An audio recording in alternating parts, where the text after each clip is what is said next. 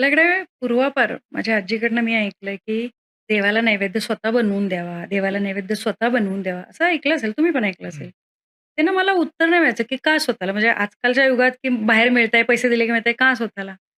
खूप दिवस आर-एन-डी करत होते आणि माझ्या वाचनात आहे ना, तुम्ही विचारलात त्याचा संबंधित एक माझ्या वाचनात एक श्लोक आला आणि एक पॅरा आला, की आता स्वामींच्या बाबतीत म्हणायचं झालं तर सगळेच देव आले, पण स्वामींच्या बाबतीत, की स्वामींना बेसनचे लाडू खूप आवडतात. हं. प्रचंड आवडतात. त्याच्यात त्यांनी गुरुमाऊलीच होत्या त्याही. त्यांनी असं लिहिलं होतं, की ज्यावेळेस तुम्ही स्वामींना लाडू बनवता, त्यावेळेस तुमच्या हातावरच्या भाग्यरेषा त्या लाडूवर उमटत असतात. मग ओके. तुमचं चांगलं, वाईट कर्म सगळं जे काय आहे उतरतं आणि त्याच्याबरोबर लाडू बनवताना जर नामस्मरण झालं, हं. तर अजून त्याचा लाभ होतो आणि असे लाडू जर स्वामींना अर्पण केले, तर तो खरा प्रसाद. ओके. त्याच्यामुळे स्वतःहून बनवून दिलेलं कधी